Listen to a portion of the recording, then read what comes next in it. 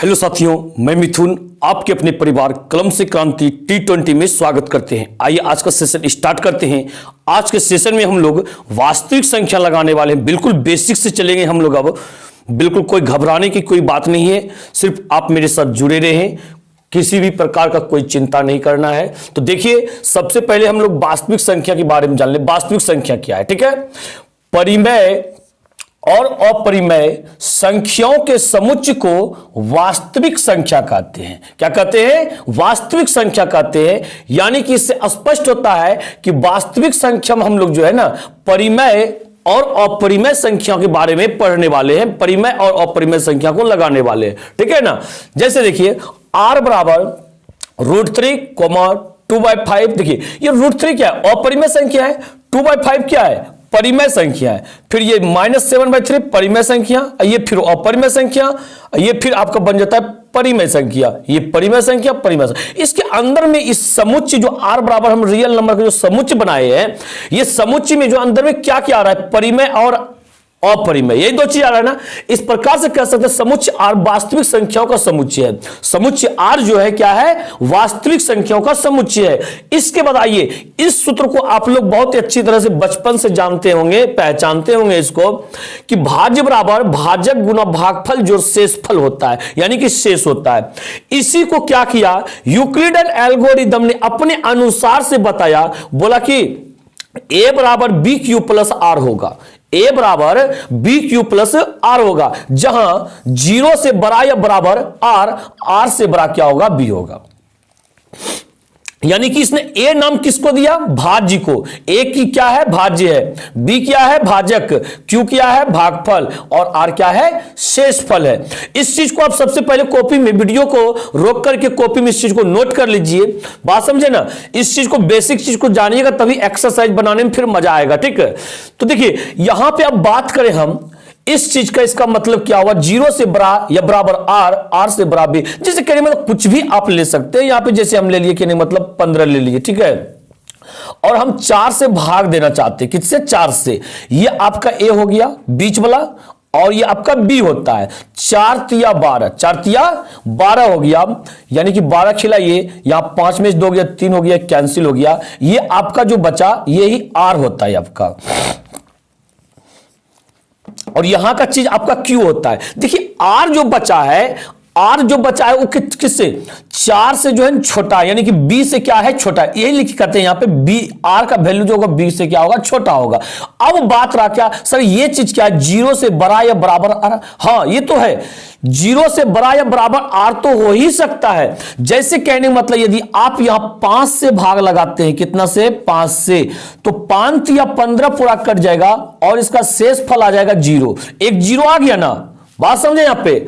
अब बात रहा क्या, इसका शेषफल जो इस प्रकार से 0 के स्थान पे कोई ऐसा अंक से खिलाइएगा, 2 भी हो सकता है। कितना हो सकता है?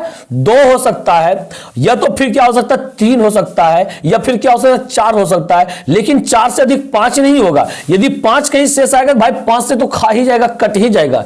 यानी कि यदि 5 से खिलाइएगा, b का मान यदि 5 होगा, तो r का मान जो है 0 से लेकर 4 तक कुछ आएगा। यदि b का मान 4 रहा यहां पे, तो r का मान जो 0 से लेकर 3 तक कुछ हो सकता है, मतलब 4 से छोटा होगा, और 0 या 0 से बड़ा होगा। 0 से लेकर के 3 तक कुछ हो सकता है। मान लिया आप 3 से ही खिलाना चाहते हैं, तो 0 1 2 होगा। यदि आप 2 से ही खिलाना चाहते हैं, 0 1 होगा। और सपोज दैट आप 1 से खिलाना चाहते हैं, भाई शेषफल सिर्फ 0 हो जाएगा। क्या आप इन चीजों को समझे नहीं? कंडीशन को, एक कंडीशन क्या कह रखा है, तो इसकी ध्यान रखिएगा। ये से भी ऑब्जेक्टिव पूछ दिया जाता है कि भाग एल्गोरिदम के अनुसार निम्न में से कौन सा सत्य है। यहां पे साइन सिर्फ जो उलट पुलट कर देगा, कहीं लेस देन की जगह ग्रेटर देन लगा देगा, ग्रेटर देन की जगह लेस देन लगा देगा। इस चीज को क्या करना है? ध्यान से रखना है। इसके बाद आते हैं, हम देखते हैं आगे क्या कहता है। देखिए, उदाहरण नंबर फर्स्ट हम लोग लगाने वाले अब हैं। उदाहरण स्टार्ट करते हैं। देखिए क्या कहता है, 4052 और 12576 का HCF यूक्लिड विभाजन एल्गोरिदम का प्रयोग करके ज्ञात कीजिए। किससे अनुसार से? यूक्लिड विभाजन एल्गोरिदम। उसी सूत्र से a बराबर BQ प्लस R से निकालना है आपको। बात समझे या नहीं समझे? तो देखिए यहां पे उदाहरण नंबर फर्स्ट में सबसे पहले नंबर कह रहा है, यहां पे क्या कह रहा है? 4052 और यहां पे कितना 12,576। देखिए यहां पे सबसे पहला नंबर हम लोग यहां पे करने वाले क्या हैं, ऐसे आप भाग विधि से जो ऑलरेडी मौसम जानते होंगे, महत्तम संवर्तक जानते होंगे, किस विधि से, भाग विधि से, जो कि बचपन से बनाते हुए आ रहे हैं। तो पहले हम लोग रफ तैयार करते हैं कि उसी चीज को, देखिए इन दोनों में से जो बड़ा होगा, जरूरी नहीं कि पहले ही या बाद में है, जो बड़ा है उसको आप बीच में रख दीजिए। ये रफ चीज हो रहा है, ठीक है ना, इसको मत समझिएगा सोल्यूशन, इसी से चीजों को हम समझाएंगे आपको। देखिए जैसे 4052 है ना, तो यहां पे 3 बार में खिला सकते हैं क्या, 4 तिया 12,000, 3 बार में खिलाइए, 3 दूनी यहां 6 हो गया, 3 पचे 15, बाकी 1 हो गया, 3 और 0 0 में 1 जोड़ेंगे तो 1 हो गया, 3 चौके 12 हो गया, 12,156 खा जाएगा। यहां 0, 7 में से 5 गया 2 हो गया, और 5 में से 1 गया तो 4 हो गया, कैंसिल हो गया, कैंसिल हो गया। एक स्टेप ये हुआ ना, इसी को क्या करेंगे, यहां पे सजाएंगे। सबसे पहले लिखिएगा भाग, या भाग लेमा से भी लिख सकते हैं, क्या लिख सकते हैं यहां पे, भाग लेमा से, भाग लेमा से लिखिए, या तो यूक्लिडन एल्गोरिदम से, या तो यूक्लिड विभाजन एल्गोरिदम से, कुछ भी यहां पे अप्लाई कर सकते हैं हम। तो यहां पे भाग लेमा से भी आप लिख सकते हैं कि A बराबर BQ प्लस R। तो और अब यहां देखिए, ए हम किसको माने हैं, बीच वाले को ए कहता है, इसको बी कहता है, इसको क्यू कहता है, और जो शेष आता है इसको आर कहा जाता है, इसको क्या कहा जाता है, आर कहा जाता है। बात समझे नहीं सब। तो ए का वैल्यू देखिए यहां पे 12,576 लिए थे, बी का वैल्यू यहां पे कितना लिए थे, जिससे भाग दे रहे 4,052, अब क्यू कितना आया, 3 बार में खाया, आर शेष कितना बच गया, 420 बच गया। भाई साहब समझे या नहीं समझे आप। इसके बाद देखिए अगला स्टेप प्राप्त करने के लिए फिर से वही काम करेंगे जैसे बचपन से आप करते आ रहे हैं। देखिए क्या करते हैं, आप इसको घेर देते हैं ना, और ये पहले जो जिसमें भाग दे रखे हैं उसको बीच में लिखते हैं, यानी कि 4,052। बात समझे। अब इसको देखिए हम कितना से, 9 से खिला सकते हैं क्या, शायद 9 से खा जाएगा। ये 0 हो गया, 9 दूनी 18 काट, बाकी 1 हो गया, और 9 चौके 36, 1 37 हो गया ना, 37। तो इसको 2 में से 0 गया 2 हो गया, इससे पहले 15, 15 में से 8 गया तो 7 हो गया, यहां बचा 9, 9 में से 7 गया तो 2 हो गया, यहां बचा 3, ये कैंसिल हो गया। बात समझे। इसके बाद अब इसको सेटिंग करेंगे, अब ये आपका चीज खत्म हो गया। बात समझे। यहां पे देखिए इसको अब सेटिंग करेंगे, बीच वाला आपका ए हो गया, यानी कि यहां जो बी है वो आपका क्या हो जाएगा, ए हो जाएगा। कितना, 4,052 बराबर, यहां पे अब गुना बी क्यू, ये बी हुआ ये क्यू हुआ, यानी कि 420 गुना 9, अब प्लस में शेष यानी कि 272। ठीक है। इसके बाद फिर से इसका अगला चरण तैयार कीजिए, अगला चरण कीजिएगा, फिर से इसको घेरिएगा, और ये 420 यहां लिखिएगा। तो आपको लग रहा होगा सर ये कब तक चलेगा, तब तक ये चलते रहेगा जब तक कि शेषफल 0 नहीं आ जाता है। बात समझे ना, तब तक इसको करते रहेंगे जब तक कि शेषफल 0 नहीं आ जाता। एक बार में खिलाइए 272 हो जाएगा। इससे पहले 10, 10 में से 2 गया तो 8 हो गया, यहां बचा 1, 11 में से 7 गया तो 4 हो गया, और 3 में से 2 गया तो 1 हो गया, 148। इसको सेटिंग कर लीजिए। ठीक है। ये 420 बराबर जो होगा ना 272 गुना 1 प्लस में 148 हो जाएगा। अब फिर से इसको कीजिए, ये 272 को गुना करते हैं 148, यानी कि 1 के बार में खाएगा 148। देखिए 12 में से 8 गया तो 4 हो गया, यहां बचा 6, 6 में से 4 गया तो 2 हो गया, यहां बचा 2 में से 1 गया तो 1 हो गया, 124। इसको सेटिंग यदि यहां पे करें हम लोग तो क्या लिख सकते हैं, 272 बराबर 148 गुना 1 प्लस में 124 लिख सकते हैं। देखिए बारी बारी से हम चरण तैयार कर रहे हैं, हो सके तो आप एक ही बार इसको बना करके तैयार कर सकते हैं। तो आप इसको समझने के लिए हम बारी बारी कर रहे हैं। ये 148 लिखिए बीच में, तो एक बार में खाएगा 124, 8 में से 4 गया 4, और 4 ये 4 में से 2 चला गया, 2 हो गया, कैंसिल हो गया। अब इसको कैसे तैयार कर सकते हैं हम लाइन को, इस प्रकार से कि 148 बराबर, देखिए 124 में 1 आया है ना, 124 गुना 1 अब प्लस में क्या 24। बस यहां पे वही तोड़ सकते हैं आप, ये लिखते हैं भाज्य बराबर भाजक गुना भागफल जोड़ शेष। बस में हर चरण में वही कीजिए, भाज्य बराबर भाजक गुना भागफल जोड़ शेष। फिर से यहां पे 124 यहां लिख दीजिए और इसको खिलाइए 24 से। 20 पंचे 100, 20 पंचे 100, 5 बार में शायद खाएगा। 5 चौक 20 के 0, बाकी 2 15 10 2 12 हो गया। 4 में से 0 गया, 4 हो गया, कैंसिल हो गया, कैंसिल हो गया। फिर इस चरण को तैयार करेंगे, यहां पे क्या लिखेंगे 124 बराबर, यहां पे 24 गुना 5 प्लस में 4 आया है। अब इसके बाद तैयार कीजिए 24 को यहां लिखिएगा, 24 बराबर किससे, शेष से भागेगा 4 से, तो यहाँ पे 4 गुना 4 6 24 खाइए जाएगा प्लस में 0। जैसे देखिए खिलाइए, यहाँ पे 4 है ना, 24 को जब बीच में लिखिएगा 4 6 24 पूरे कटिए जाएगा ना, यानी कि शेषफल 0 हो जाएगा। इसको कैसे दर्शाइएगा, 4 गुना 6 प्लस 0। बस जैसे आगे r बराबर 0, बस रुक जाना है, उसके बाद कुछ नहीं करना है। बस यहाँ पे अंतिम में लिखिए कितना, अतः 4052 और 12,576 का मौ यानी HCF मौ बराबर जिस चरण में r बराबर आए 0 उस चरण का b कहलाता है मौसो। जैसे भाग विधि में आप लोग जानते हैं लास्ट चरण का जिससे भाग देते हैं वही मौसो कहलाता है या नहीं कहलाता, वो तो b ही है ना। तो यहां पे आप ध्यान दीजिएगा, जिस चरण में 0 आ जाए उस चरण का b जो है क्या कहलाएगा, मौसो कहलाएगा। यानी कि इसका मौसो कितना होगा, 4 होगा। यही आपका हो गया आंसर। किसी प्रकार का कोई समस्या नहीं होना चाहिए। और ये एक हिसाब जो है आपके एग्जाम की इतना इंपॉर्टेंट है, एक सवाल आपके एग्जाम में एकदम फिक्स पूछा जाएगा, इसमें कोई किंतु परंतु नहीं है, ठीक है ना। तो आशा करते हैं आप इन चीजों को समझे होंगे। यदि समझ में आ रहा हो वीडियो को लाइक और शेयर अवश्य कर दीजिए, फटाफट लाइक कर दीजिए आप लोग। और अगले क्वेश्चन की तरफ चलिए, देखिए क्या कहते हैं। तो देखिए अगला उदाहरण, यानी कि उदाहरण नंबर 2 आप देख पा रहे होंगे। क्या कहता है यहां पे, दर्शाइए कि प्रत्येक धनात्मक समपूर्णांक 2q के रूप का होता है तथा प्रत्येक धनात्मक विषम पूर्णांक 2q + 1 के रूप का होता है। बात समझे। इसके बाद क्या कहता है, जहां q कोई पूर्णांक है, q क्या है, कोई पूर्णांक है। तो इसको लगाने से पहले आपको हम बता दें, तो सबसे पहले यहां पे ये सम और विषम क्या होता है। सम और विषम तो आप जान रहे होंगे, वैसी संख्या जो 2 से पूरी विभाज्य हो उसे सम संख्या कहते हैं। जैसे सम संख्या के अंतर्गत जो होते हैं ये 2 4 6 8 10 ... यही होता है क्या, सम संख्या होता है। लेकिन इसके अंतर्गत एक संख्या और आते हैं। यदि ऐसे पूछा जाए सम संख्या, प्रथम सम संख्या क्या है भाई, 2 से ही चालू होता है। लेकिन यदि 0 की बात किया जाए, 0 भी एक सम संख्या ही माना जाता है।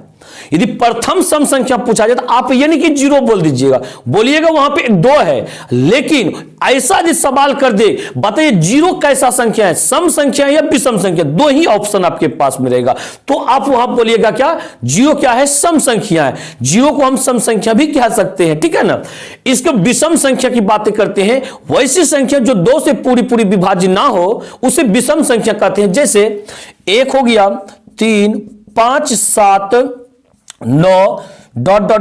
इत्यादि। बात समझे। ये क्या हो गया, विषम संख्या का समुच्चय हो रहा है। ये सम संख्या है, ये सम संख्या और ये विषम संख्या। इन चीजों को आप समझे होंगे बहुत ही मजेदार तरीका से। तो देखिए अगले ये उदाहरण में जो कह रहा था, उदाहरण को हम लगाते हैं।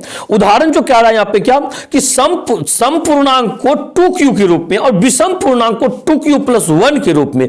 तो सबसे पहले यहां पे चलिए भाग लेमा से सॉल्यूशन जब करेंगे, सोल्व जब करना चालू करेंगे, सबसे पहले लिखिएगा क्या, भाग लेमा से, या तो यूक्लिडन एल्गोरिथम से, यूक्लिडन एल्गोरिथम से लिखिएगा। a बराबर bq + r, a बराबर bq + r, जहां 0 से बड़ा या बराबर r, r से बड़ा क्या होता है, b। तो इससे पहले एक मिनट रुक दीजिएगा। इससे पहले आप एक चीज लिख सकते हैं यहां पे, तो क्या, माना कि a कोई धनात्मक पूर्णांक संख्या है। क्या है, पूर्णांक संख्या है। तो अब लिखिए भाग लेमा से, भाग लेमा से, ठीक है, भाग लेमा से ए बराबर बी क्यू प्लस आर, जहां जीरो से बड़ा या बराबर आर, आर से बड़ा क्या होता है, बी होता है। अब यहां पे माना कि बी बराबर आपको मानना पड़ेगा, चाहे आप कोई कुछ भी मान सकते हैं, लेकिन क्वेश्चन के अनुसार से, ठीक है। क्वेश्चन में प्रूफ क्या करने का, 2q और 2q प्लस 1, देखिए ये 2q, 2q प्लस 1, जिसमें हम जानते हैं सूत्र क्या, bq प्लस r।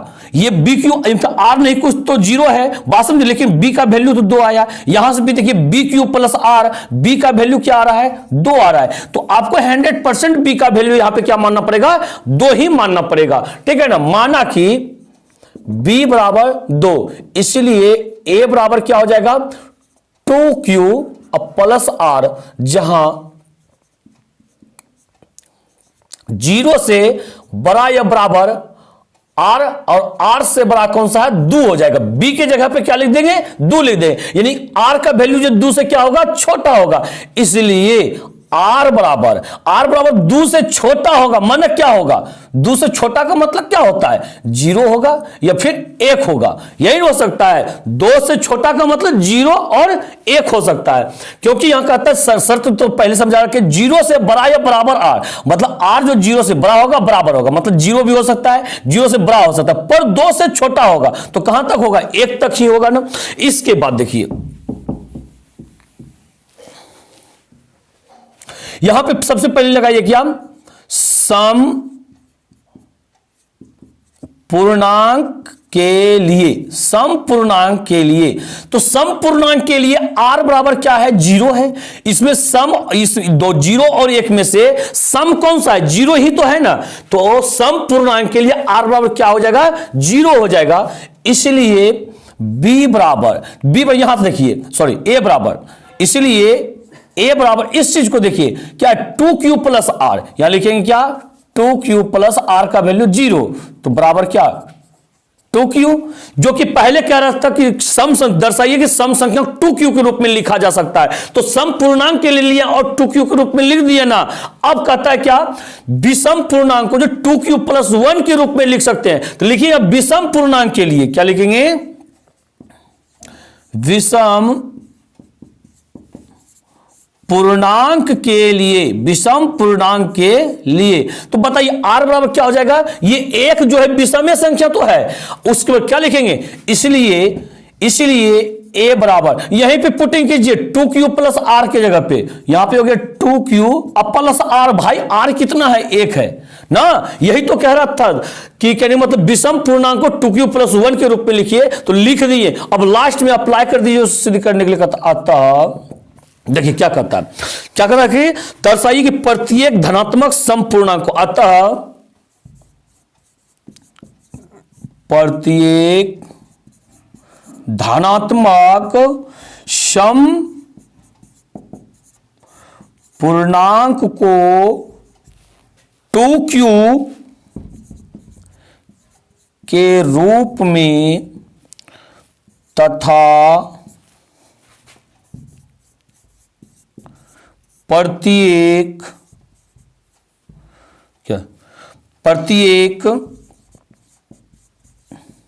धनात्मक विषम पूर्णांक को 2q प्लस 1 के रूप में, ठीक है ना, रूप में लिखा जा सकता है, कि रूप में ये तो होता है, प्रति को तो लिखा जा सकता है, लिखा जा सकता है, प्रूव्ड। बात समझे नहीं समझे? यही चीज कह रहा था और हम उस चीज को इस रूप में लिख दिए, ठीक है ना।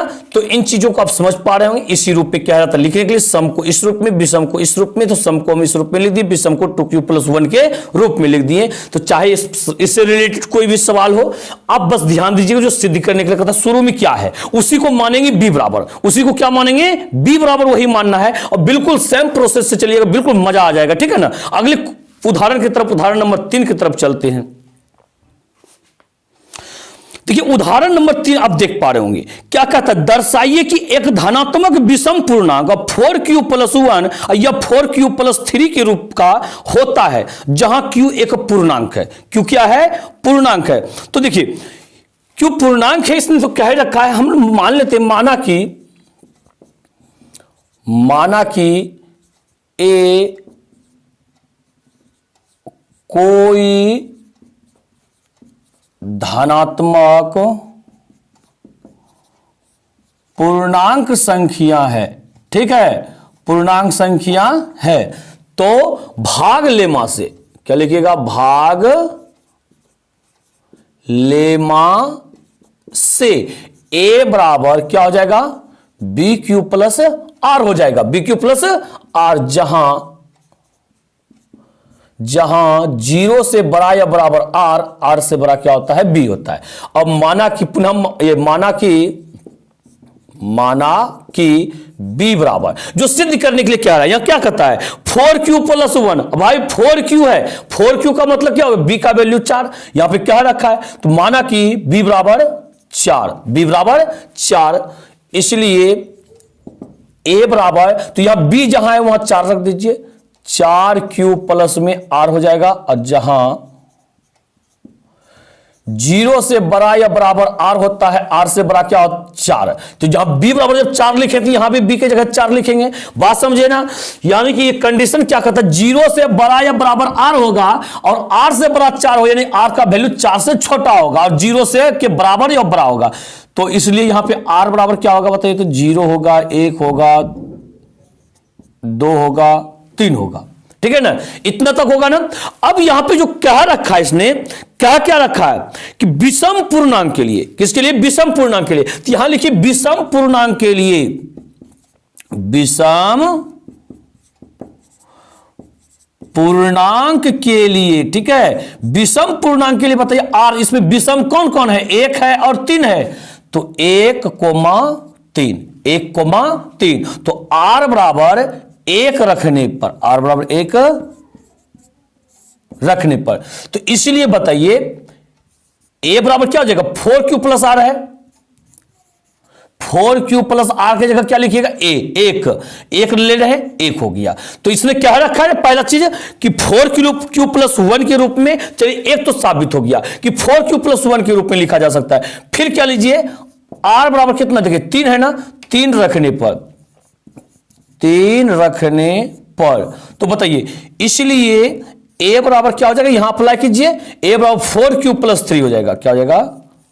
4q+3 हो जाएगा। यही दोनों चीज साबित करने के लिए कहता था और साबित हो गया। अब जो कहता है साबित करने के लिए लास्ट में अप्लाई कर दीजिए, उसको लिख दीजिए, ठीक है। तो क्या लिखिएगा? अतः एक धनात्मक विषम पूर्णांक 4q+1 या 4q+3 के रूप का होता है प्रूव्ड। बात हो जाएगा क्लियर। बात समझे ना? इसके बाद आते हैं अगले क्वेश्चन की तरफ, देखते हैं वो क्वेश्चन हम लोग से क्या कहना चाहते हैं। तो देखिए उदाहरण नंबर 4 आप देखिएगा, चीजों को समझिएगा, ठीक है। क्या कहता है यहां पे? एक मिठाई विक्रेता के पास 420 काजू की बर्फियां और 130 बादाम की बर्फियां है। वाह। उसके कहता है वह इनकी ऐसी ढेरियां बनाना चाहती है कि प्रत्येक ढेरी में बर्फियों की संख्या समान रहे।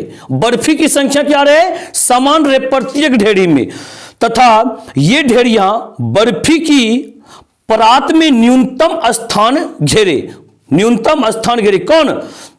तथा ये ढेरियां बर्फी के परात में जो है न्यूनतम स्थान घेरे। इस काम के लिए प्रत्येक ढेरी में कितनी बर्फियां रखी जा सकती है? कितनी बर्फियां रखी जा सकती है? तो भाई एक काम कीजिएगा, कितनी बर्फियां रखी जा सकती है, मतलब वो भी ताकि बराबर बराबर हो जाए, अधिक से अधिक कितना बर्फी रख सकता है। तो इसमें कहने मतलब क्या कीजिएगा, आप महत्तम समवर्तक दोनों का निकाल दीजिएगा। जो भी मौसो आएगा यानी HCF आएगा, वही उसकी संख्या होगी बर्फी की संख्या, कि प्रत्येक ढेरी में अधिक से अधिक वो कितना बर्फी रख सकता है, ताकि कहने बर्फी बाद में ना तो घटे और ना तो बढ़े। बात क्लियर है ना। तो देखिए यहां पे क्या करता है, 420 और 130, 420 है यहां पे, 420 और 130, ठीक है ना। तो चूंकि ए बराबर ये भाग लेमा से लिखिए, यूक्लिड एल्गोरिथम से कुछ भी लिख सकते हैं, भाग लेमा से लिख देते हैं, भाग लेमा से, ठीक है। भाग लेमा से देखिए यहां पे क्या होता है, ए बराबर सूत्र दिया उसने बी क्यू प्लस आर दिया है, तो ए बराबर बी क्यू प्लस आर, इसलिए बताइए यहां पे जो है हम लोग क्या करने वाले हैं, 420 और 130, तो बीच में आप किसको रखिएगा, 420 को रखिएगा बीच में, और 130 से क्या कीजिएगा, भाग लगाइएगा। तो बताइए ये कितना हो जाएगा, 3 बार में खा जाएगा, 3 और 0 0, और 3 चौक 3 तिया 9 हो गया, और 3 1 3 हो गया, 390 हो गया, 0 हो गया, 12 में से 9 10 11 12 3 हो गया, कैंसिल हो गया। यानी कि इसको कैसे आप पुटिंग कर सकते हैं, 420 को आप बीच में रखिए बराबर बी क्यू, यानी कि 130 गुना 3, अब प्लस में क्या कीजिएगा 30 कीजिएगा। अगले स्टेप में चलिए, तो इसको क्या कीजिएगा भाई, घेरिएगा इसको ना, 130 को बीच में लिखिएगा, किसको, इसको, और यहां पे कीजिए के लिए 3 चौके 12 ने 4 बार में 120 होगा, ये 0 हो गया, 3 में से 2 गया, 1 हो गया, कैंसिल हो गया। इसी को यहां पे कीजिए, यानी कि ये 130 बराबर जो होगा ना, 30 गुना 4, आप प्लस में क्या हो जाएगा 10 हो जाएगा। अगला स्टेप में यदि चलिएगा, देखिए यहां पे 30 को रखिए बीच में, 10 तिया क्या हो जाएगा 30 हो जाएगा, 10 तिया 30 हो गया, कैंसिल कैंसिल। अब इसके बाद देखिए यहां पे क्या करेंगे, 30 को हम लोग भी यहां रखेंगे, और यहां करेंगे 10 गुना 3 करेंगे, 10 गुना 3, इसको समझ पा रहे होंगे आप, ठीक है ना। तो अब प्लस, भाई आर कितना कुछ नहीं है, तो क्या है 0 है, अब प्लस में 0 हो गया, और जैसे आर बराबर आ जाए 0, अब वहीं पे कर देना है ब्रेक, कोई आगे नहीं चलना है। तो यह मौसम क्या हो जाएगा 10 हो जाएगा। तो यहां पे लिखिएगा 420, चुकी में लगाइए, चूंकि 420 और 130 का मौसम 100 बराबर कितना 10 हो गया। अब यहां पे जो कहता है, क्या कहता है, प्रत्येक ढेरी में कितनी बर्फियां रखी जा सकती है, इसलिए प्रत्येक ढेरी में बर्फियों की संख्या, बर्फियों की संख्या बराबर कितना हो जाएगा 10, आंसर हो गया। यानी प्रत्येक ढेरी में वो जो है अधिक से अधिक 10 बर्फी रख सकता है। बात क्लियर है ना। इस प्रकार से आपका ये उदाहरण समाप्त हुआ। अब हम लोग कहने मतलब अगले दिन से एक्सरसाइज लगाने वाले हैं, तो आपको एक हम होमवर्क देकर भेजते हैं। ये चीज आपको पास में बुक तो अवश्य ही होगा, तो क्या कीजिएगा, ये एक्सरसाइज से नहीं कुछ तो कम से कम एक में जो 3 सवाल है उसको आप बनाने का जरूर प्रयास कीजिएगा, और देखिएगा आपसे बन पाता है या नहीं बन पाता है। और वीडियो अच्छा लगा हो, वीडियो को लाइक और शेयर अवश्य कर दीजिएगा। और यदि आप मेरे चैनल पर नए व्यूअर हैं, चैनल को सब्सक्राइब करके बेल आइकन को प्रेस कर लीजिएगा। मिलते हैं अगली वीडियो में इसी के साथ। जय हिंद, जय भारत।